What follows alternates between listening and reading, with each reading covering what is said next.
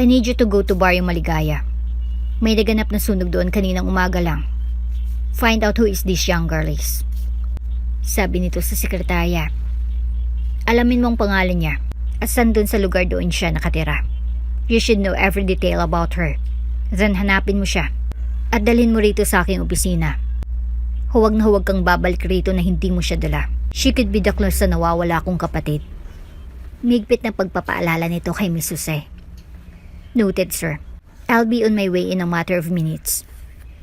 Pag-confirm nito sa utos ng President. Victoria, will you marry me? Wika ni Governor Alvarez habang nakalaw dito sa harapan ng kasintahan niyang si Victoria habang kumakain sila sa Ciudad Elmina. Anong ginagawa mo, Governor Alvarez? Tumayo ka dyan. Nakakahiya sa mga taong nakakakita sa atin. Pagsusumamo ni Victoria. I don't care about them. Ang mahalaga sa akin ngayon ay ang kasagutan mo sa tanong ko sa iyo ngayon. Sige. Sasagutin ko ng tanong mo, Governor. Pero maupo ka muna. Paniniguro ng kasintahan. Exactly ngayong araw sa kanilang 3rd anniversary bilang magkasintahan, binalak ni Governor Alvarez mag-propose sa kanyang nobyang si Victoria.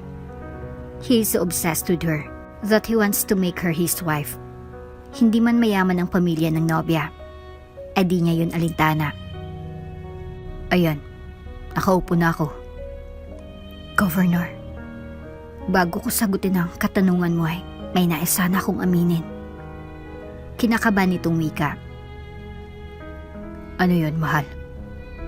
Nag-antay muna ng ilang segundo bago muling nagsalita si Victoria. I have been seeing someone else. I'm sorry. Natigilan bigla si Governor Alvarez sa narinig mula sa nobya. Hindi niya ito inaasahan. Namula ang kanyang mukha at napalitan ng puot ang ngiti niya. Sinong lalaki na sinasabi mo? Nakakatakot niyang sabi. Sabihin mo sa akin. Dagdag pa nito. Hindi mo kailangang malaman kung sino siya. Basta in my heart, we are done. It's over between the two of us. No, di ako makakabayag. Akin ka lang. Akin ka lang. Bulyaw ni Governor habang inuugan ng malakas ang mga balikat ng nobya niya. Dahil sa takot ay umalis na lang na umiiyak si Victoria. Mas maganda ng ganito. Kahit alam niya na maaring masamang gawin ng nobya sa pamilya niya, ay minabuti na lang niya na hiwalayan ito kaysa patuloy siyang masaktan, both physically and emotionally sa mga ginagawa nito. Sa 3 taon kasi na pagsasama nila bilang mag-boyfriend, ay never pang nakatikim ng kaligayahan sa Victoria. Panay pasakit at pananakit lang ang ibinibigay ni Governor Alvarez sa kanya. Ngayon, panahon na para wakasan niya ito with no regrets. Handa niya nang harapin anuman ang kapalit ng kanyang ginawa. Pulang hiya ka, Victoria. Ipinahiya mo ako sa harapan ng maraming tao. Pagbabayaran mo itong ginawa mo. Pagbabanta ng Governor. Uubusin kong mamahal mo sa buhay. Lahat ng nagpapaligaya sa iyo ay tatanggalin ko. Tingnan ko lang. Kung di ka lang gumapang pabalik sa piling ko. Dumiretso siya sa isang pasugalan upang mag-alis ng kamalasan. Saka na lang muna niya isipin kung anong gagawin niya kay Victoria upang mapasa kanya ito ulit.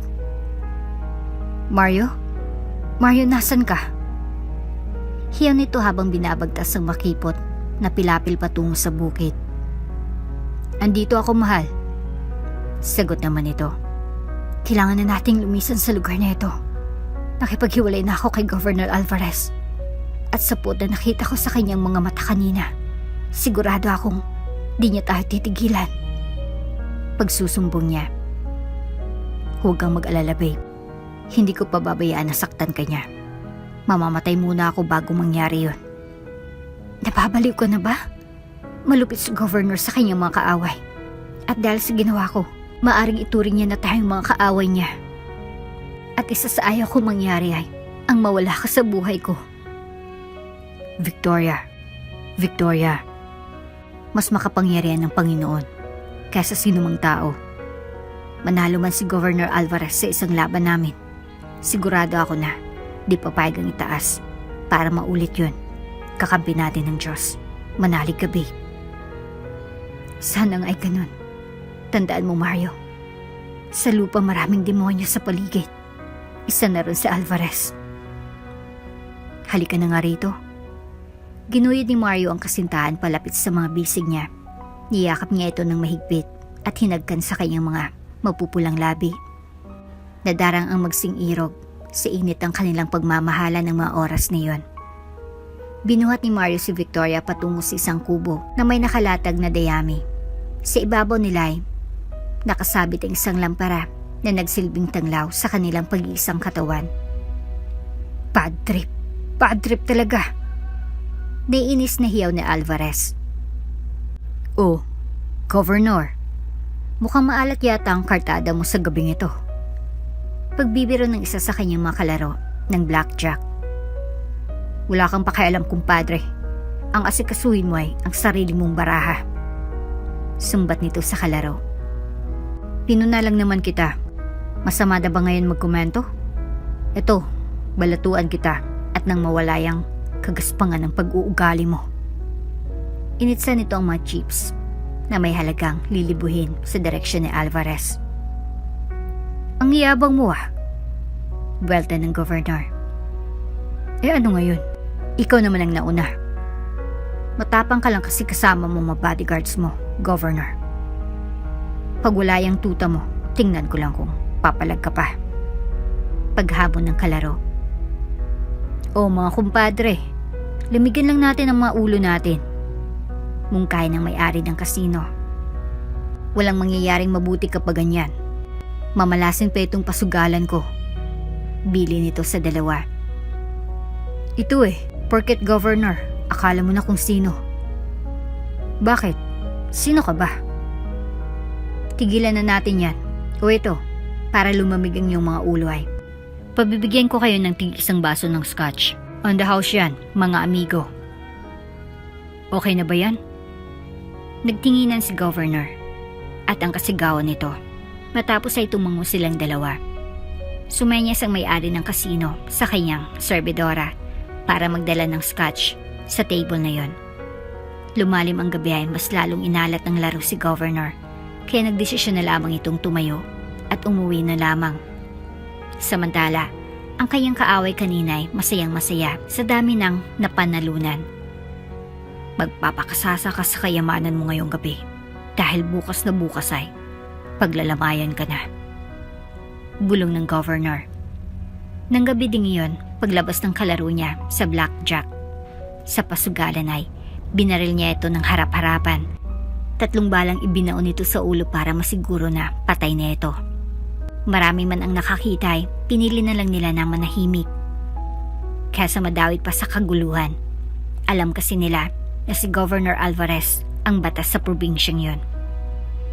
Nang dumating ang pulis ay parang walang nangyari. Para may mapagbintangan ay nanghuli na lang sila ng matambay upang akuin ang krimen. Matapos ang pambububog nila rito at pananakot na papatayin nila ang pamilya nito. Babe, wala ka dapat ikatakot sa pagtanggi mo sa inaalok na kasal ni Alvarez. Pahayag ni Mario. Pero kilala mo siya. Kung ano man sino man ang ginusto niya ay dapat mapasa kanya. Takot na wika ni Victoria. O sige, para mapanatag ang loob mo ay pumapayag na ako na umalis na tayo rito. Ngunit ang tanong ko, saan naman tayo pupunta? Kahit saan, babe. Huwag lang sa probinsyang ito. Sa tingin mo ba, kapag pumunta tayo halimbawa sa Pampangay, hindi niya na tayo gagambalain? Baka hindi niya nakasisakop yun. Ibig sabihin wala na siyang kapangyarihan doon. Maari, pero paano kung ang governor ng probinsyang ding yun ay kapartido niya sa politika? Dilipat ulit tayo sa iba. Hanggang kailan natin gagawin yun? Walang maisagot si Victoria. May punto naman kasi si Mario. Kapag ganun, ang gagawin nila ay takbo ng takbo parang mga puganting pinaghahanap ng batas. Mas maigi na harapin na lang natin ang anumang pagmamalupit na ibibigay niya sa atin.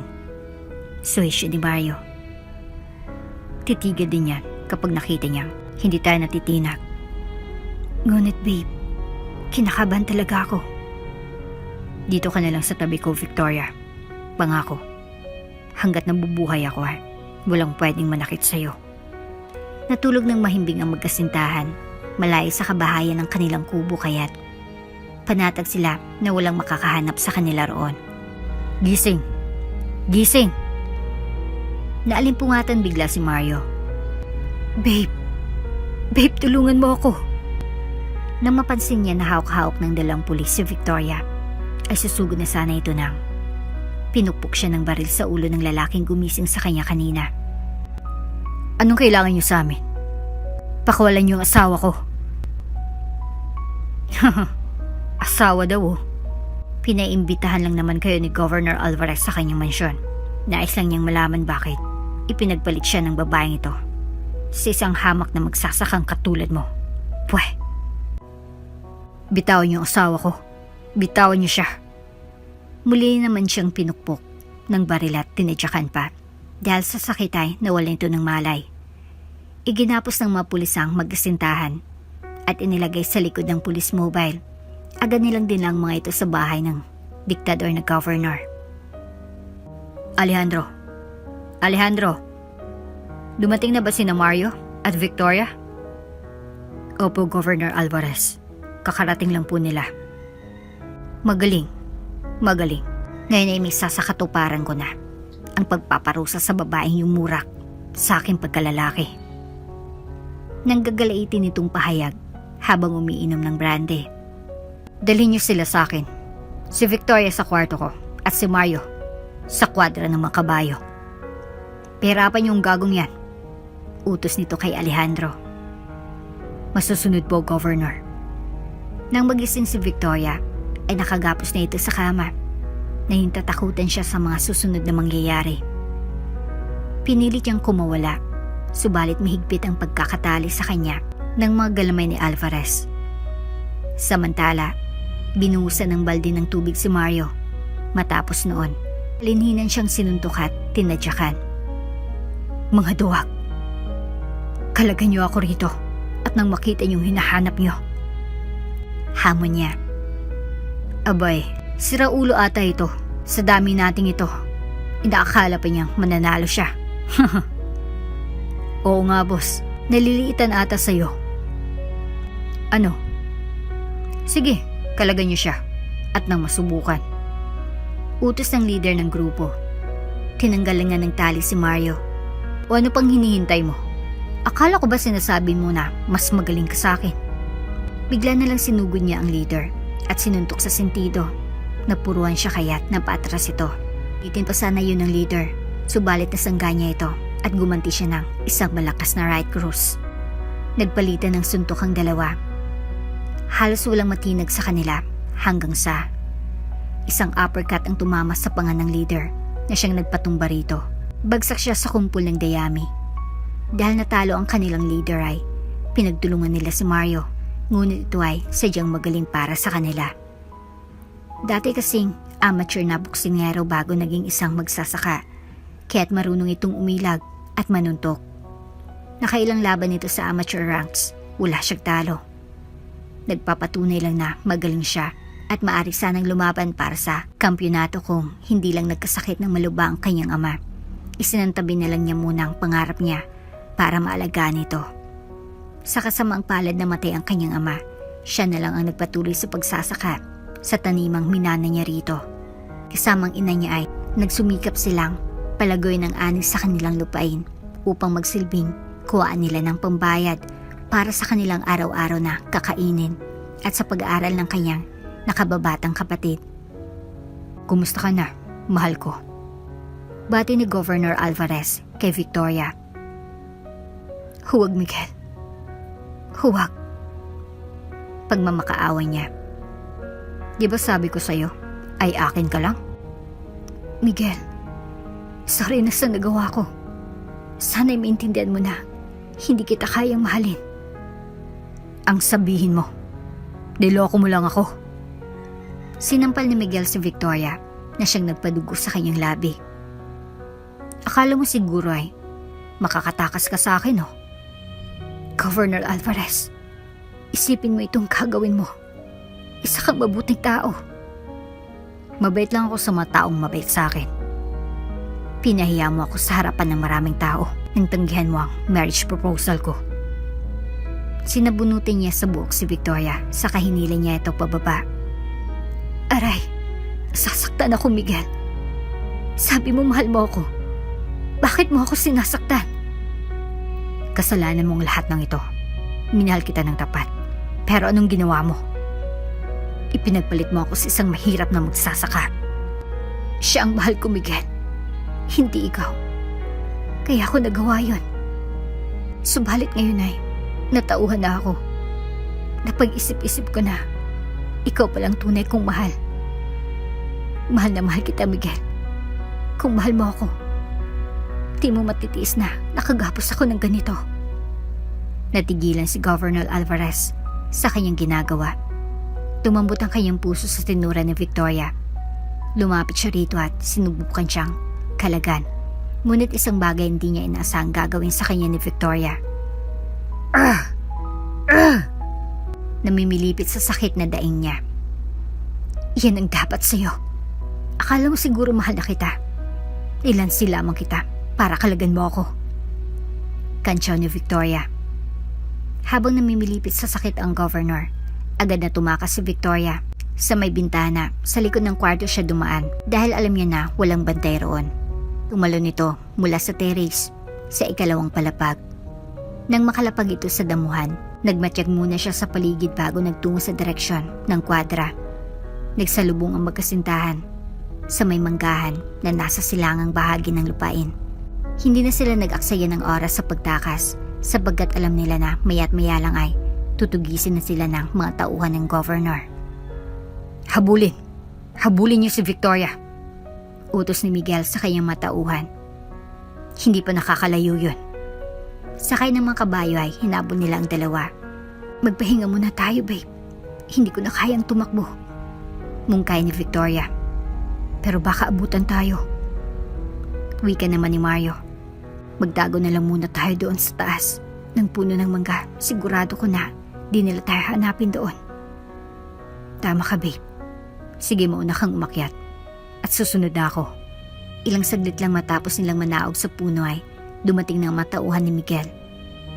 Nakita niyo ba sila? Tanong ng isa sa kanila. Hindi. Naglaho na lang silang parang bula. Tugon naman ng isa pa. Andito lang sa paligid ang mga yon. Tumatakbo lang sila. Tayo naman ay nakakabayo.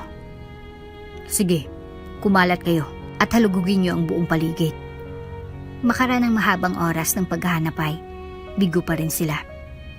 Wala na talaga sila rito, boss. Mga inutil. Anong sasabihin natin sa governor pagbalik natin sa Shanda? Na nawala sila parang magic? Biro ng leader. Hanapin niyo pa sila. Ngunit magandang lugar na pinagtaguan ng magkasintahan. Di naglaon ay sumuko ang mga naghahanap sa kanila at umuwi lamang ang mga ito. Matanggumpay nilang naiwasan ang matauhan ni Governor Miguel Alvarez. Subalit ni sa hinagapay, di nila naisip na nanalo na sila. Mahaba pa ang laban. Batid nila na dito titigil hanggat hindi niya napaghiwalay ang mga ito. Ipinasya na lang nilang matulog sa taas ng puno ng mangga at magpatuloy sa pagtakas kapag kumagat ng dilim. Dito, babe, may alam akong shortcut. Mungkay ni Mario. Madilim dyan. Baka mahulog tayo sa palayan. Tanggi ni Victoria. Ito ang maikling daan papunta sa kabayanan. Natatakot ako, babe. Andito naman ako sa tabi mo. Aalalayan kita. Sa wakas ay pumayag na rin si Victoria na doon sila dumaan. Ilang saglit lang ay nasa bahay na sila dahil gabi. Sarado ng matindahan kaya't walang nakapansin sa kanilang pagdaan. Nagnakaw sila ng ilang damit mula sa isang nagtitinda ng ukay-ukay. Nagpalit sila ng kasuotan para mas mahirapan ang mga humahabol na hanapin sila. Kumain muna tayo, Mario. Gutom na kasi ako. Okay, babe. Maghanap na lang tayo ng makakainan. Ayun, may bukas pang karinderya sa tabi ng simbahan. Sabi ni Victoria. Naglakad ang dalawa patungo roon. Nang makarating ay, umupo ang mga ito sa isang mesa sa sulok nito. Umorder sila ng maraming pagkain. Miss, bigyan mo na lang kami ng sinigang, pritong bangus at barbecue. Utos ni Mario. Samahan mo na rin ng tig-2 kanin at 1 litro ng soft drinks. Dagdag ni Victoria. Umalis saglit ang waitress. Pagbalik nito ay dalangin ng kanilang mga order. Sarap na nilantakan ng dalawa ang pagkain nakahain sa harapan nila. Di nagtagal ay naubos din nila ang mga ito. Sumaya niya si Mario para sa bill. Nang dumating ito ay naantay niya yun ng mabuti sa kadumukot ng pera mula sa kanyang wallet. Wow, dami niyang pera. Wika na Victoria. Huwag kang maingay. Bulong ni Mario. Bakit? Dinukot ko lang ito sa mamang dinaanan natin kanina. Baka mahalata niya tayo. Galing mo talaga, babe. Nang mabayaran nilang kinain ay nagmamadali silang umalis. Tamang-tama naman na medyo makalayo sila ay napansin nilang tumayo ang mama at hinanap nito ang kanyang wallet. Kawawang matanda. Tatanga-tanga kasi. Ayun, naisahan tuloy siya. Patawang sabi ni Mario. Nagpatuloy na ang dalawa sa kanilang paglalakbay. Nagbabakasakaling makahanap ng lugar na ligtas sa matatalim na kuko ni Governor Alvarez na parang isang agilang handang dumagit sa kanila anumang oras. Makakaligtas kaya tayo, babe? Pag-uusisa ni Victoria. Manalig ka lang sa Diyos. Kailanman ay hindi niya tayo pababayaan. Tugon naman ni Mario. Kailanman ay di mananaigang kasamaan sa kabutihan. Siya ang lagi mong pakatandaan. Kahit ilang panganib ang harapin natin ay magtatagumpay pa rin tayo. Nakarating na sa terminal ang magkasintahan. Nagpahinga sila pansamantala sa loob ng bus patungong Maynila. Dito ang napili nilang puntahan upang makaligtas kay Miguel. At sa mga tauhan nito, nagbabaka sakaling sa Maynila ay magbabago ng kanilang kapalaran at magiging masaya na sila. Boss, saan po tayo? Usisa ng konduktor. Ha? Hindi agad makasagot sina Victoria at Mario sapagkat nagulantang sila na umandar ng bus kung saan sila natulog. Saan ba papunta ang bus na ito? Tanong ni Victoria sa konduktor. Maynila po. Sige, doon na lang kami. Magkano ba hanggang doon? 100 at 20 pesos bawat isa sa inyo. Nag-thumbs up sign na lang siya. Ibinigay ng konduktor ang ticket at umalis na ito sa kanilang harapan upang asikasuhin ng iba pang pasahero. Mario, may naiwan pa bang pera sa wallet na nadukot mo? Bulong ni Victoria sa kasintahan. Meron pa, subalit konti na lang. Okay, akala ko ay wala na. Kung sakali mang ganun, Victoria, edi bababa na tayo. Tapos hanap na lang tayo ng ibang paraan upang makalabas sa probinsya na ito. Ngumiti si Victoria at yumakap na lang ito kay Mario. Akala ng dalaway, ligtas na sila. Sa mga taong tumutugi sa kanila kagabi, si Miguel ay isang tusong gobernur. Inalarma niyang kapulisan sa buong probinsya na may mag-asawa silang tinutugis na posibleng suspect sa pagpatay sa ilan sa mga tauhan niya. Siyempre dahil nasa payroll niya, ang commander nito ay agarin nitong nag-utos ng magtatalaga ng checkpoint sa bawat daan na lagusan palabas ng lugar na yon. Parts, may checkpoint. Alerto ng konduktor sa driver. Oo nga, bakit kaya? Nagtatakang sabi ng dalawa sa isa't isa. Eleksyon na ba? Ika ng konduktor. Sa susunod na taon pa. Sagot naman ng driver. Hayaan mo na, basta sumunod na lang tayo sa papagawa nila. Balita ko kasi ay diktador ang gobernur sa probinsya na ito. Kamay na baka lang pinapairal. Ang sinumang kakalaban sa kanya ay agad niyang dinidispat sa pananakot niya sa kasama. Manong, checkpoint po. Maaari po bang umakyat kami para inspeksyonin ng mga pasahero niyo? Paalam ng pulis sa driver. Sige po. 2 alagad ng batas ang pumanhik sa bus. Ang isa ay may maliit na kalibre ng baril ang nakasukbit sa kanyang holster at ang pangalawa naman ay armado ng M16. Magandang hapon po sa lahat. Routine inspection lang po. Maaari po bang pakitanggal ng mga ating mga sombrero at mga bandana? May nahanap kasi kaming mga kriminal. Sabi ng pulis na mas mataas ang rangko. Sumunod na lamang ang pasahero sa utos nila para wala na masyadong aberya. Samantala, nahintakutan naman sina Victoria at Mario sa maaring maganap. Mabilis silang nag-isip ng paraan para makatakas. Iginala ni Mario ang kanyang paningin at napansin niya yung isang bata na may dalang laruan na binili niya mula sa palengke. Ito ay laruang baril-barilan. Nakita niyang may peking granada na kasama sa laruan. Tinawag niyang bata. Iyo. Lumingon sa kanyang bata. Gusto mo ba ng perang pambili ng ice cream? Marahang ngumiti ito. Tanda na payag ito. Ipinakita ni Mario ang 100 sa kanya. Ibibigay ko sa iyo ito. Kapalit ng laruan mo. Nung una ay umayaw ang bata.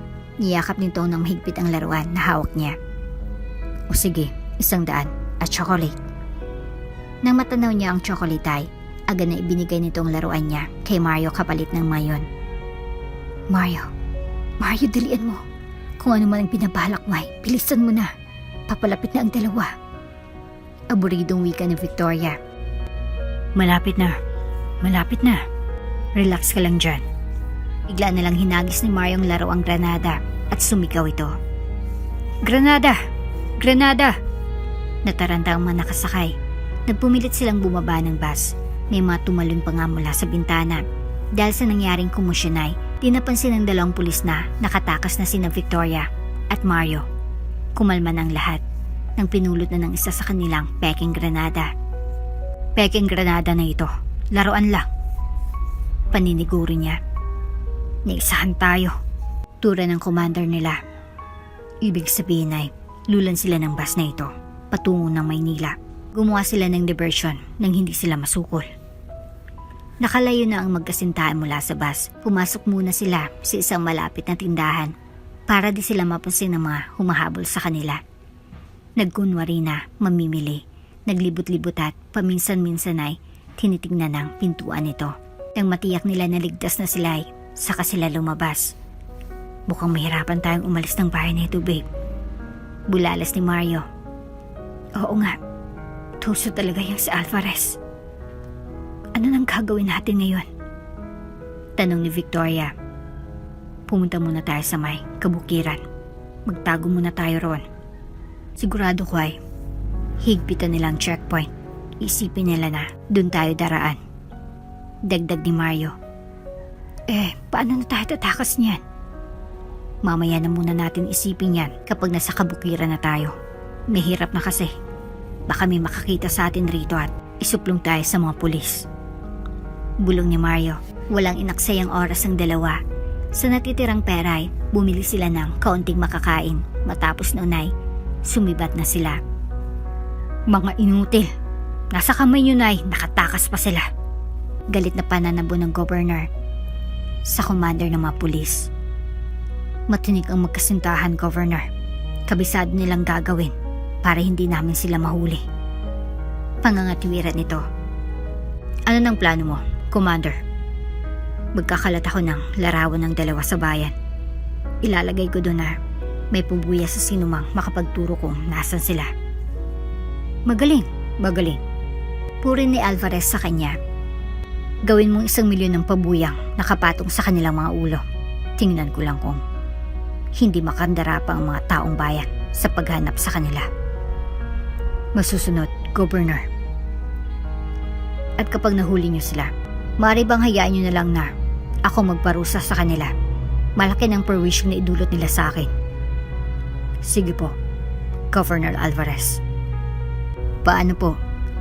Kami ng 10 ng aking mga tauhan ay aalis na upang magpatrolya. Babalitaan ko na lang po kayo kapag nasa kamay na namin sila. Salamat, Commander. Salamat. Bago ka nga pala umalis, may ibibigay ako sa'yo.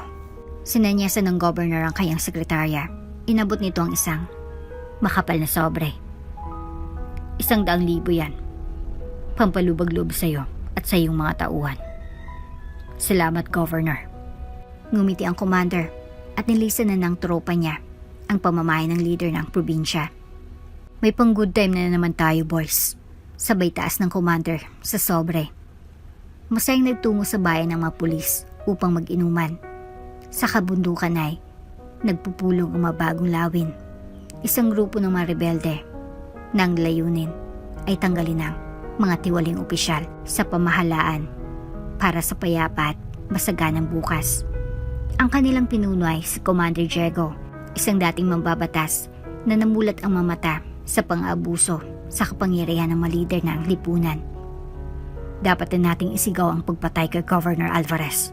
Masyado ng pagpapahirap ang ginagawa niya sa mga mamayan ng probinsyang ito, lalong-lalo na sa mga walang lakas na lumaban kaya ng mga kababaihan. Kung kaya ni Commander Diego. Tama ka dyan, Commander. Simula nang maupo siya bilang governor ay nagkalat ng mga pasugalan. Talamak na rin ang prostitusyon at droga. Dagdag ni Canistor. Subalit may sarili siyang private army at hawak niya ang buong kapulisan. Pagtutol naman ni Andres. Kapag umalma ang mga pulis sa ating gagawin ay wala tayong choice kundi labanan sila. Sabi ni Commander Diego.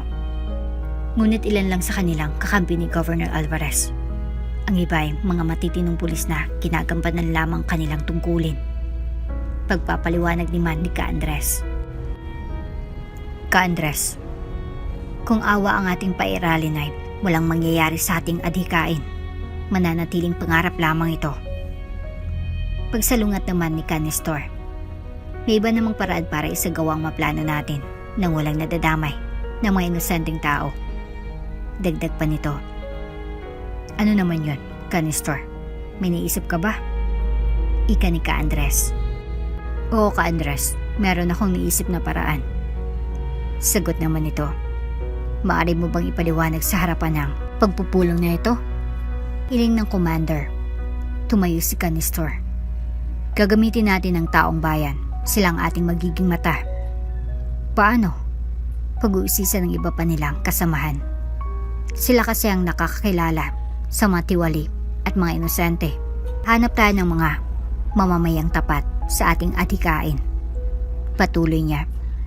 Sa tuwing may operasyon tayo sa bayan ay silang espiya na magsasabi sa atin ang pangalan ng mga tauhan ni Alvarez. Napatigil ang lahat sa narinig nila. Mukha namang maganda ito. Subalit si Andres, isang dating guro, ay di pa rin lubos na kumbinsido. Paano naman ang pamilya ng ating mga espiya? Hindi kaya sila madadamay kapag malaman ni Governor nakakampi natin ang kanilang mga kapatid at asawa? Pangungulit nito. Isa yan sa panganib na kailangan nating paghandaan. Isasanay natin mga kamag-anak ng ating espiya sa kung ano ang kanilang gagawin kapag nagkagipitan. Ang tanging paraan para malaman natin kung epektibo ang plano ni Canistor ay walang iba kung hindi subukan ito sa lalong madaling panahon. Pagsang-ayon ni Commander Diego. Salamat sa tiwala, Commander. Wika ni Canistor. Bilang panimula ay nakagawa na ako ng mga lista ng mga tao na maaari nating lapitan upang hikayatin na maging espiya natin.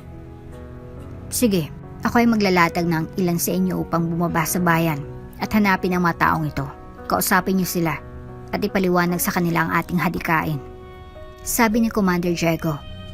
Isa-isa niyang binanggit ang pangalan ng makasapi na uutusan niya.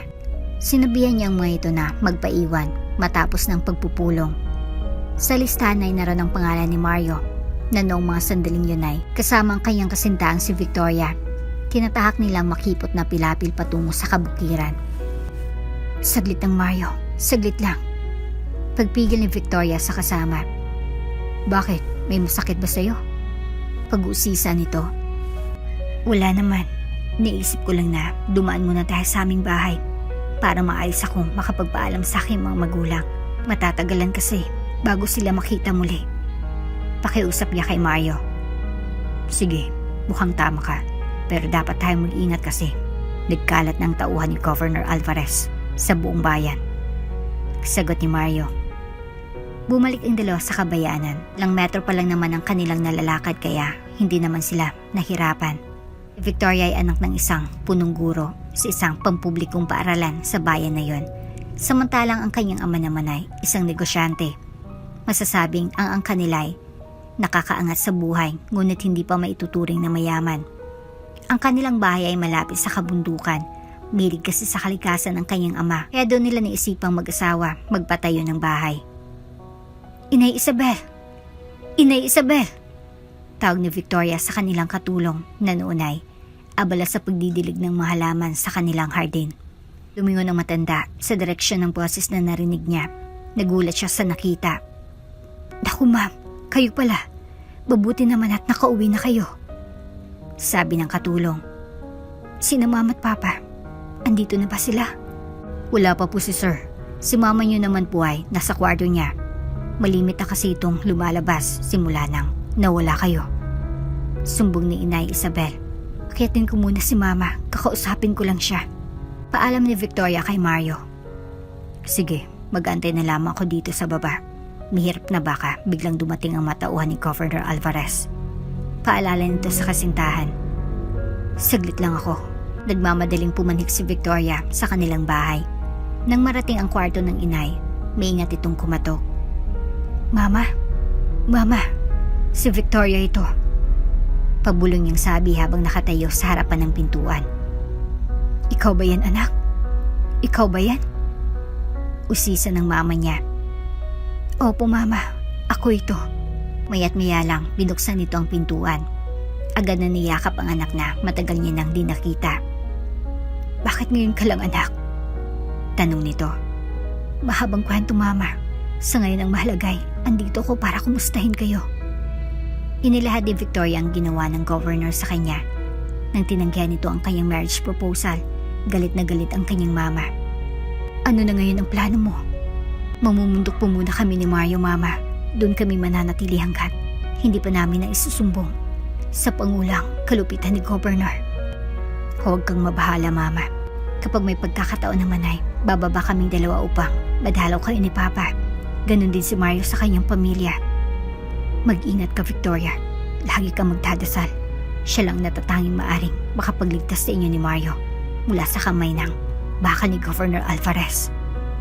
Bili ng mama niya. Salamat, Mama. Mag-ingat din kayo ni Papa. Mahal na mahal ko kayong dalawa. Sorry sa kaguluhang dinala ko sa pamamahay natin. Wala kang kasalanan, anak. Wala. Sinunod mo lang ang utos ng iyong puso. Hinalikan ni Victoria ang kanyang mama sa noo at naganda na itong umalis. Bababa na sana siya ng hagdanan nang makasalubong niya si Mario na humangos paakyat papunta sa kanya. Victoria, kailangan na natin magtago. Papunta na rito ang mga tauhan ni Alvarez. Ha? Paano nila tayo natunton? Palagay ko ay di naman talaga nila alam na nandito tayo. Bumisita lang sila. Sige, dun tayo sa kwarto. Sa may attic. Kami lang ang mga magulang ko ang nakakaalam ng kwartong yon. Sigurado ako na hindi sila maghangas na halugugin yon. Kaya't nasana sila nang biglang lumabas ang mama niya sa kanyang kwarto. Anong nangyayari, anak? Mga tauhan ni Gov Alvarez, papunta na po sila rito. Kailangan na din nila kami makita rito. Baka kasi madamay kayo.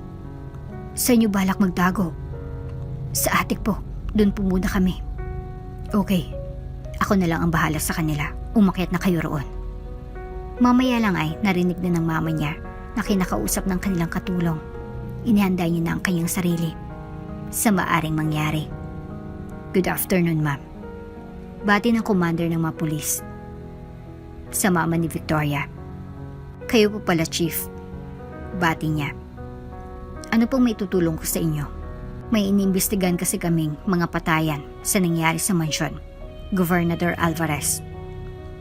Sa aming pagtatanong ay may nakapagturo sa salarin. Nung ipinakita namin sa witness ang larawan ay nakilala niya si Mario, ang boyfriend ng anak niyo. Naku, Chief, matagal na pong hindi umuwi ang anak ko. Kung andito sana siya ay agad niya masasagot ang mga katanungan niyo. Ganun po ba? Mari po ba kaming maghalugog at lumibot sa kabahayan para matiyak nga na wala siya rito? May search warrant po ba kayong dala, Chief?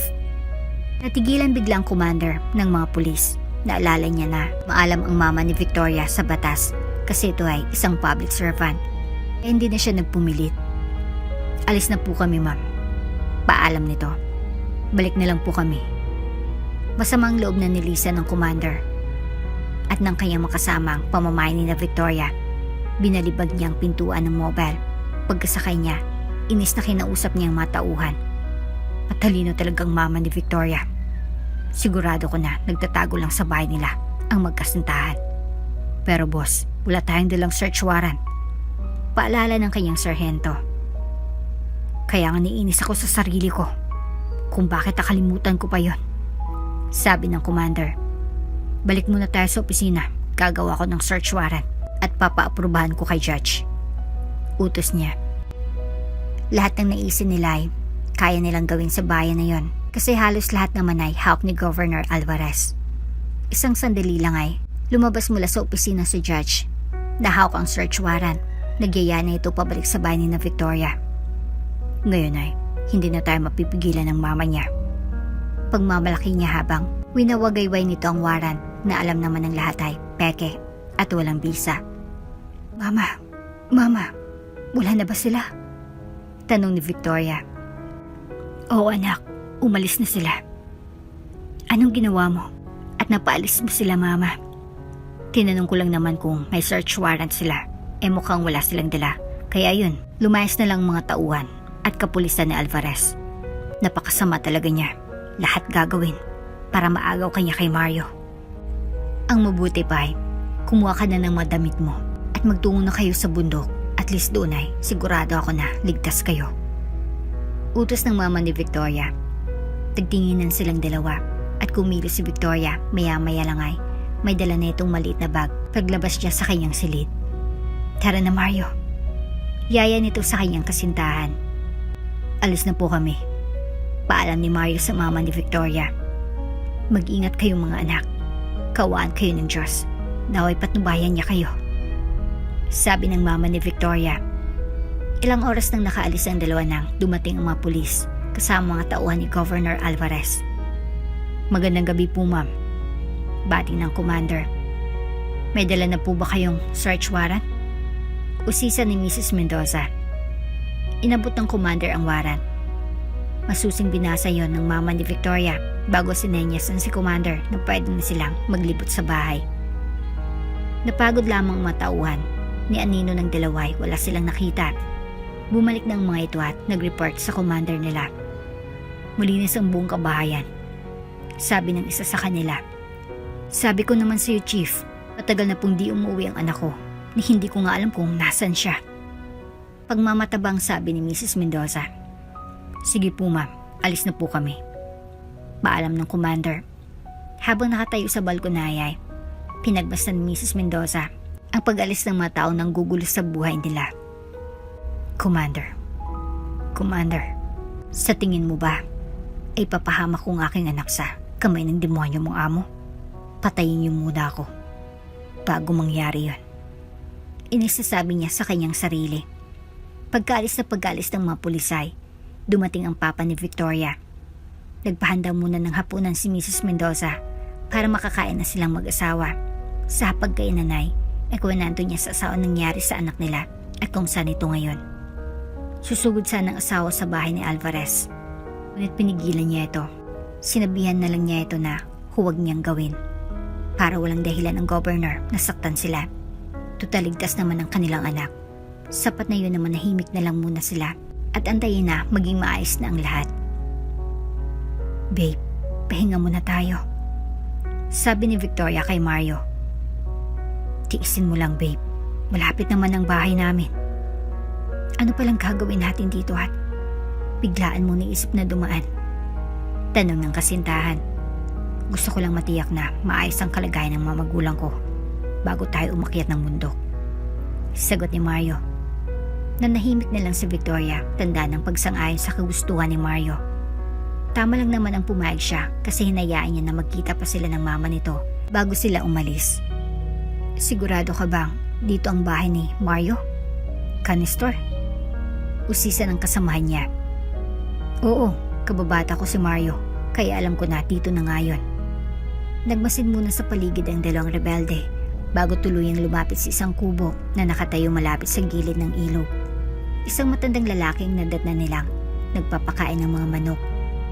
Magandang gabi po. Bati ni Canistor sa matanda. Magandang gabi rin, amang. Sagot nito. Andyan po ba si Mario? Aba nako, ikaw pala Nestor. Munti ka na kitang di nakilala. Ang laki na ng pinagbago mo. Gulat na sambit ng kausap. Ako nga po, Mang Berting. Si Mario po. Matagal na siyang di nagagawi rito. Nagtayo na siya kasi ng sariling kubo niya doon sa sakahan niya. Ganun po ba? Saan po ba yung sakahan niya? Medyo malayo pa rito. Maglakad kayo ng mga 1 kilometro papuntang silangan. Kapag narating nyo ng Kakawayan Nanay, kumaliwa kayo, matatanaw nyo ang kanyang kubo. Sige po, Mang Berting. Tutuloy na po kami. Pasensya na po sa abala. Paalam ni Canister. Balikan na lang rito, Nestor. Kahit anong oras, bukas ang tahanan namin para sa iyo.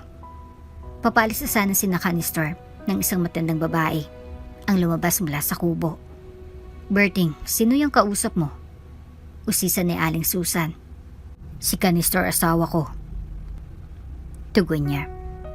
Ang tinutukoy mo ba yung kababata ni Mario natin? Tama ka dyan. Hinahanap nila si Mario. Kaso sabi ko sa kanila na di na siya nakatira rito. Oo, Nestor. Nagsarili ng anak namin. Alam mo naman yon. Ang tanging pangarap ay maging isang sikat na boksingero. Subalit nang di niya yun natupad ay bumili na lang ito ng sarili niyang sakahan mula sa kinita niya sa pagboboxing sa Maynila. Kwento ni Aling Susan.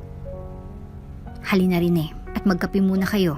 Kahit tagal mong dinapasyal ay alis ka na kaagad. Anyaya niya. Para hindi mapahiya ang mga magulang ni Mario, ay pinaunlakan ng dalawa ang imbitasyon ni Aling Susan. Maupo lang kayo dyan at magpapainit lang ako saglit ng tubig.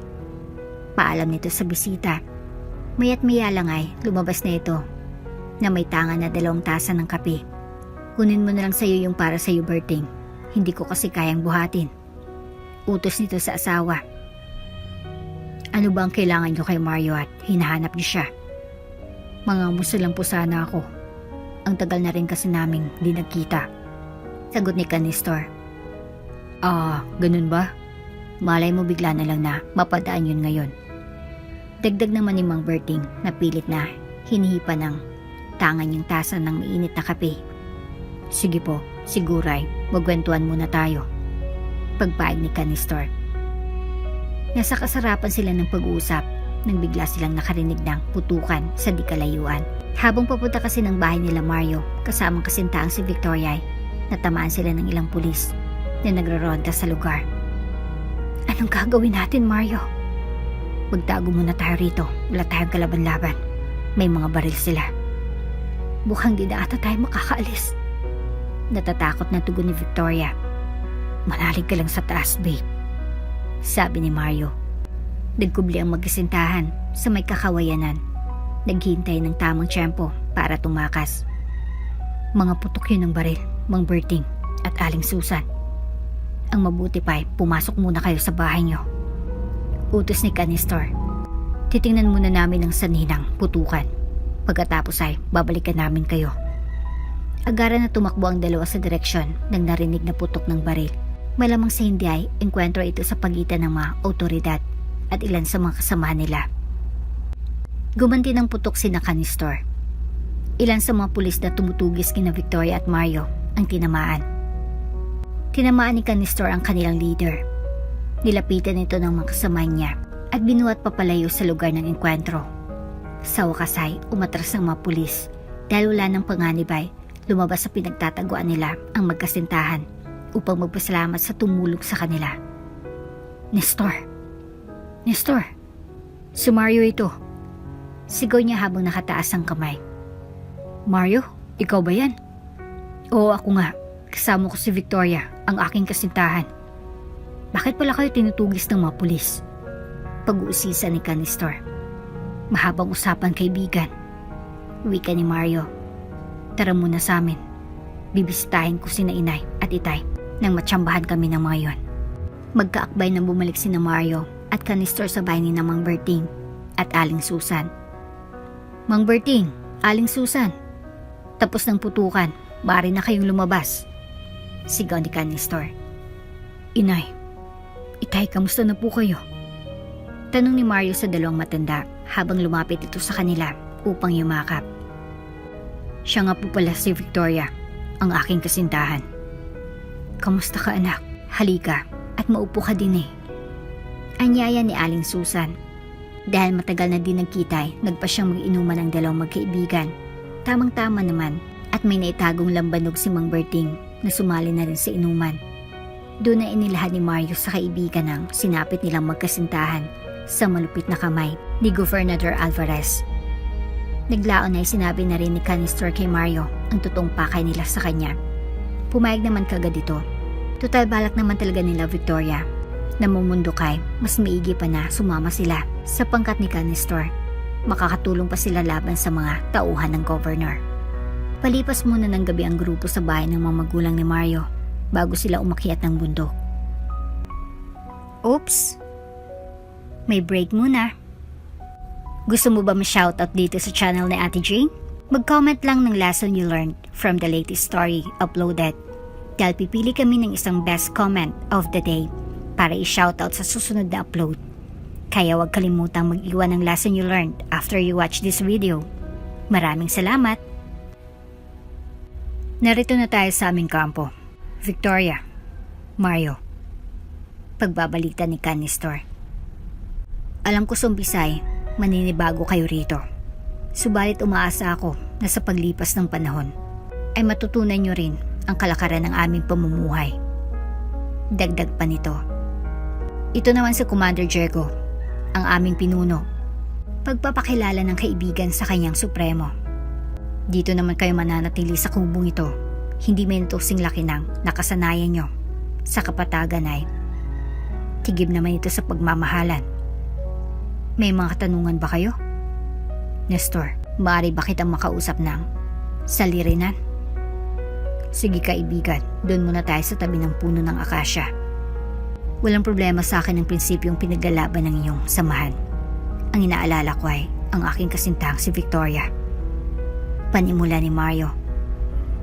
Bakit? Tutol ba siya sa aming adhikain? Sagot ni Canister. Hindi naman sa ganun. Siya nga lang ay ibang pagpapalaki sa kanya ng kanyang mga magulang. Siya ay nakapag-aral sa Maynila at tapos siya ng abogasya. Subalit di niya ito pinagpatuloy dahil lang kagustuhan niya maging isang guro tulad ng kanyang mama. Kung iyong susuriin, hindi lumaki sa hirap si Victoria. Hindi niya pinagdaanan ng mga pagsubok na naranasan ko. Ang kasintahan mo ay laki sa isang pamilya na nabulag ng ating sistema sa pamahalaan. Tama ka dyan kaibigan. Kaya kung iyong mararapatin ay hayaan natin siyang dahan-dahang maliwanagan sa inyong prinsipyo. Pasasaan ba't maintindihan niya rin niya ito. Walang problema Mario. Alam ko na mahal mo siya at ang nais mo lang ay mabigyan siya ng magandang buhay. Ako nang bahala magsabi kay Commander Diego ukol sa bagay na yan. Basta gampanan mo lang sana ang napag-usapan na natin. Oo naman kaibigan, makakaasa ka. Nagkamay ang dalawa at binalikan na nila si Victoria na noon ay abala nang nakipaglaro sa mga bata roon. Victoria babe, halika at magpahinga muna tayo sa ating kubo. Alam ko na napagod ka kasi medyo malayo ang ating nilakbay. Mungkahin ni Mario. Sige babe. Pumasok ng dalawa sa kanilang kubo.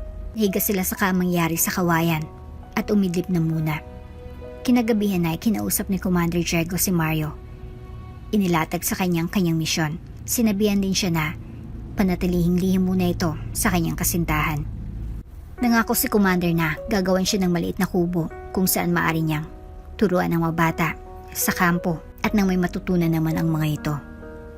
Alam ni Mario na labis na mapanganib ang kanilang misyon. Anumang oras o araw ay maaring mamatay siya. Usog at ang babalik sa kampo. Iniisip na lang niya ang kahalagahan nito sa bayan at sa tuluyang pagkasupil ng masamang pamamalakan ni Governor Alvarez. Alis na muna ako babe. Baba lang kami sa kapatagan upang bumili ng supplies natin dito sa kampo. Paalam nito kay Victoria. Bakit kasama ka ba sa bibili? Hindi ba't bago pa lang tayo sa organisasyon? Kagustuhan ni Commander para daw na makabisado ang pamumuhay rito. Mag-ingat ka sa paglalakbay mo babe. Hindi ko kakayanin kapag may mangyayari sa iyong masama. Kakampi ko ang Diyos babe. Hindi niya hayaan na manaigang taong layunin na isaktan ako. Naging ganito ang takbo ng buhay ni na Victoria at Mario sa kampo. isang espiya si Mario at si Victoria naman ay naiiwan para magturo sa mga bata. Lumipas ang ilang buwan ay isinilang ni Victoria ang kanilang panganay na si Mara. Laking tuwa nilang dalawa sapagkat habang lumalaki ito ay kinikitaan niya ito ng angking katalinuhan. Ang inay Victoria na rin niya ang nagturo sa kanya upang magbasa at tungkol sa matematika. Makara ng ilang taon ay nanganak pa ng 2 lalaki si Victoria. Lumaking maganda at masunurin si Mara. Dahil matalino ito ay naunawaan niya agad ang adikain ng samahan, isang bagay na magiging saninang madalas na pagtatalo nilang mag-ama. Hindi niya kasi lubos na matanggap na pumayag itong maging espiya nila. Ayon sa pananaw niya ay isang duwag ang ama niya, nagtatago sa proteksyon ng samahan. Ako masusunod kasi ako ang ama mo. Git ni Mario minsang nagtalo sila ng anak. Itay, naintindihan kong iyong ginagawa. Natatakot lang kasi ako na baka balang araw ay mapahamak ka sa kapatagan. Sagot ni Mara. Bata ka pa. Hindi mo lubos na nauunawa ng sinasabi mo. Bumaba ng kapatagan si Mario noong araw na yon na may kinikimkim siyang sama ng loob sa anak niyang si Mara. Hindi niya akalaing sa isang kaganapan ang tuluyang magpapabago sa kanilang buhay at magpapataw ng mabigat ng responsibilidad sa kanyang anak. Nasa karaniwang pwesto niya si Mario. Nang matsambahan siya ng mga pulis, agad naman siyang sinaklolohan ng kanyang samahan. Nagkaroon ng matinding putukan. May mga rumispondi pang ibang pulis kaya nahuli si Mario. Ang ilan sa mga kasama niya ay napatay o nasugatan. Sa wakas ay nakakulong ka na. Isa kang tinik sa lalamunan ko. Pangungot siya ni Governor Alvarez nang minsang bisitahin niya ito sa provincial jail. Mabubulok ko na sa kulungan. Walang makakatulong sa iyo rito, sa kapatagan. Dito ako ang batas. Dagdag pa niya, hindi magtatagal at magtatapos din ang kawalanghiyaan mo. Pangako ko, akong papatay sa iyo. Maanghang na sagot nito. Binilikan siya ni Governor. Sino may sabing makakalabas ka pa? Sisiguraduhin ko na mabubulok ka na dyan. Bukas na bukas din ay ibabiyahe ka sa 10 sa inyong mga kasamahan sa Manila City Jail at harapin niyo ang kasong sedisyon. May araw ka rin, Governor. May araw ka rin. Pahabol na bulyaw ni Mario habang papalayo na si Alvarez. Sa 10 ay nabalitaan ni Victoria at marang masaklap na sinapit ng ama. Masamang loob ni Mara na di man lang siya nakatulong. Sinabi ko na sa kanya na tumigil na siya sa pag-iispiya, subalit hindi siya nakikinig sa akin. Sigaw nito habang umiyak na yakap ang kanyang ina. Tahan na anak, kahit naman sa kluluhan mo siya, wala ka rin magagawa. Mapapahama ka lang sapagkat bata ka pa. Nagsimula ng paghirap ng mag-iina dahil sa nakakulong ng kanyang ama at wala na rin silang silbi sa kilusan. Sinabihan sila ni Commander Diego na bumalik na lang sa kapatagan. Dalang ilang gamit ay naglakbay sila patungo sa bahay ng pamilya ni Victoria. Isa na namang trahedya ang gugulantang sa kanya. Ano? Patay na si mama at papa ko? Balaw nito habang pilit siyang pinapakalma ni Inay Isabel. Kailan pa sila namatay? Kailan pa? Mga ilang buwan na rin ang lumipas, Victoria. Ito nga't paalis na rin kami dahil sinabihan na ako ng bagong may-ari ng bahay na di nila kailangan ng serbisyo ko. Dagdag nito. Bakit? Sino nang nakabili ng bahay namin? Ako pa rin may-ari nito dahil ako ang kanilang nag-iisang tagapagmana. Isa sa mga kaibigan ni Governor Alvarez. Sinubukan kasing bilhin nito ang bahay, subalit tumanggi yung mga magulang. Kaya't pinatay na lamang sila ng gobernador upang walang hirap na makuha ito ng kaibigan. Walang hiya talaga si Alvarez. Walang hiya! Sumisigaw si Victoria habang umiiyak na nakalood sa may gilid ng kalsada. Tama na po yan, Inay. Nagsisilabasan ng mga tao. Baka makilala tayo ay mas lalo pang manganganib ang ating buhay. Wika ni Mara. Ang kanyang mga kapatid ay tahimik lang na nakamasid sa kanilang dalawa. Doon na nahimasmasan si Victoria at minabuti na lang niya na pumunta sila sa ama at ina ni Mario, sinamang Berting at Aling Susan. Magandang gabi po. Magandang gabi po. Tawag ni Victoria. Medyo malalim na ang gabi nang makarating ang mag-ina sa lugar Sino yan? Pasigaw na tanong ni Mang Berting. Si Victoria po ang asawa ng anak niyong si Mario. Tugon naman niya. Aba, iha, ikaw pala. Gabing-gabi, Nay.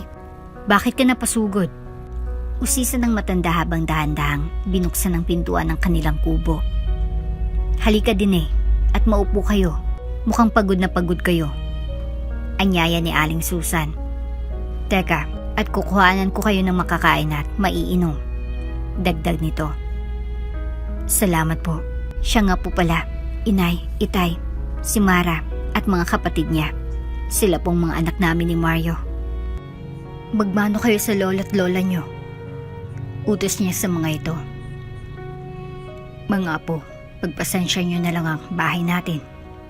Medyo may kalumaan na. Tuwang-tuwang sabi ni Mang Berting. Okay lang po, Lolo. Tura ni Mara. Malilikot po ang mga kapatid ko. Ngayon pa lang ay humihingi na ako ng paumanhin sa anumang kapilihan ang gagawin nila. Ang bait mo naman na po. Napalaki ka ng maayos ng iyong ama't ina. Halina kayo, Victoria, mga apo. Nakahanda ng pagkain.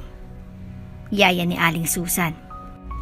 Matapos nilang kumain ay nagkwentuhan muna si Mara at Mang Berting kasama si Aling Susan, habang ang kanyang ina naman ay nakahiga na sa kwarto kasama ang kanyang mga nakababatang kapatid. Sa bundok po kami lumaki, Lolo. Lola, isang espiya po ang sama ng mga rebelde ng aming ama. Pinapatigil ko na po siya pero ayaw pa rin niya. Hanggang sa nahuli siya ng mga pulis at ngayon nakakulong siya sa provincial jail. Si Mario natin, anong nangyari sa kanya? Umiyak na sabi ni Aling Susan. Hayaan mo, Susan. Bukas na bukas din ay dadalawin ko siya sa kulungan para malaman ko ang kanyang kalagayan. Sige po, matulog ka na. Kung gusto mo akong samahan bukas ay okay lang sa akin. Salamat, Lolo. Ako na munang bahala sa Inay Victoria at mga kapatid mo. Dagdag naman ng kanyang lola. Kinabukasan ay maagang lumakad ang maglolo. At tulad ng napag-usapan ay naiwan ng mga kapatid nito at ang inay niya kasama ang kanilang lola Susan. Pagdating sa piitan ay isang balitang gugulantang sa maglolo.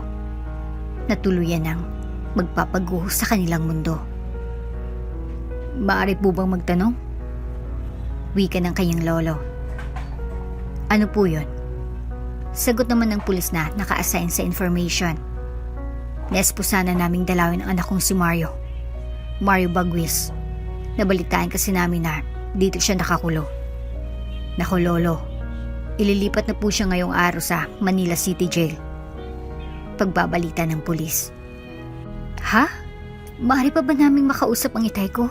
Kahit saglit lang po, bago siya dalhin sa Maynila. Pagmapakaawa ni Mara. Saglit lang at kakausapin ko ang aming hepe. Tumayo ang pulis at pumunta sa opisina ng kanilang chief warden. Ilang sandali pa ay bumalik na ito sa kanyang kinaupuan. Pumayag po ang aming hepe, subalit saglit lang daw. Binuksan ng pulis ang gate patungo sa visiting area. Pinaupo ang maglolo sa isang lamesa at sinabihan ang kapwa pulis na bisita sila ni Mario. Salamat po. Magalang na wika ni Mara sa kanya. Maya't maya lang ay nasa harapan na nila si Mario. Anong ginagawa niyo rito? Tanong niya sa kanyang ama at anak. Pinalayas na po kami sa kampo. Simula nang mahuli kayo. Pagsusumbong ni Mara. Wala na daw kaming silbi sa samahan, kaya minabuti na lang namin ni Inay at ng mga kapatid ko ang bumaba at bumalik sa bahay. Paglalahad nito. Anong nangyari sa iyo, anak? Usisa ni Mang Berting. Bakit nagkaganito? Mahabang pagpapaliwanag, itay. Hayaan niyo na lang na si Marang magsabi sa inyo. Wika ni Mario. Mag-uusap pa sanang mag-ama nang bigla na lang silang sinabihan na tapos ng pagbisita. Oras na daw kasi na maganda si Mario para sa paglipat niya sa Manila City Jail. Walang nagawa ang maglolo nang kunin ng mga pulis si Mario. Mag-ingat ka lagi, anak. Ipagdadasal ka namin lagi ng inay mo. Naiiyak na pagpapaalam ni Mang Berting. Mara, Tulungan mo ang iyong inay sa pagpapalaki sa mga kapatid mo. Bantayan mo ring mabuti sina Lolo Berting at Lola Susan mo. Bilin nito sa panganay na anak. Makakaasa kayo, itay. Tumayo ito't yumakap kay Mario. Alam kasi ni Mara na matagal bago sila muling magkikita ng itay niya. Nang mawala na sa paningin nila ang kanyang itay ay pinasya na rin nilang maglolo ang lisanin ng piitan. Pagkalabas ay humagulhol ng iyak si Mara na kanina'y pinipigilan niya. Huwag kang maglala, Apo. Andito pa kami ng Lola Susan mo para tulungan ka. Wika ng Lolo Berting niya. Hindi ka namin pababayaan. Duman ang mataon dahil sa pagsusumikap ni Mara at tulong ng kanyang inay at Lolo Berting niya at Lola Susan ay nakapagtapos ito sa elementarya at ngayon ay nasa grade 8 na. Sa kasalukuyan ay nagtitinda siya ng sampagita sa may simbahan tuwing Sabado at Linggo para makaipon siya ng sapat na pera para sa kanyang pag-aaral at para din na rin masyadong mahirapan ang kanyang inay at mga lolo at lola niya. Mag-aral kang mabuti, anak. Bilin ng inay niya sa kanya lagi. Sa'yo nakasalalay ang pag-asenso ng pamilyang ito balang araw. Opo, inay. Kagalingan ko po lagi sa school. Pangako niya si Inay Victoria na noon ay may malubhang karamdaman. Habang umuusad ang mga araw ay lalo pang lumala ang sakit ng inay niya. Lubog na ang kanyang mga mata dahil hirap ito sa pagtulog gawa ng palagi nitong pag-ubo. Ang mabuti pa ay ilapitan natin sa DSWD ang kalagayan ng Inay Victoria mo. Mungkay ni Lola Susan kay Mara. Oo nga po, hirap na po siya. Naawa na rin po ako sa kanya. Tugon niya sa kanyang lola. Bukas na bukas din ay sasamahan ka ng Lolo Berting mo. Salamat po, Lola. Walang anuman, iha. Hanggat kaya namin ay makakaasa ka sa tulong namin. Paniniguro nito. Dinala ng maglolo ang inay niya sa DSWD. Nang sumunod na araw, tinignan siya ng doktor doon at nalaman nila na tuberculosis ang sakit niya. Sinabihan sila na dapat itong makonfine sa isang specialized hospital nang ginagamot ay mga pasyenteng may TB.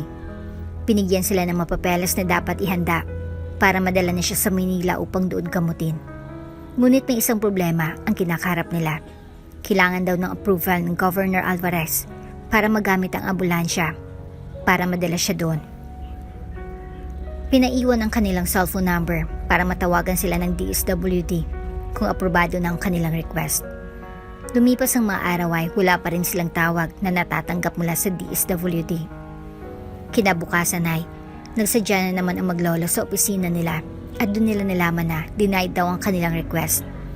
Minabuti ni Mara na puntahan nila si Governor sa kanyang opisina sa Kapitolyo. Parang away niyo na po. Kailangan na pong madala ang inay ko sa ospital sa Maynila. Pagmamakaawa ni Mara kay Governor Alvarez. Maawa? Bakit naawa ba yung inay mo? Nang ipahiya niya ako sa harapan ng maraming tao?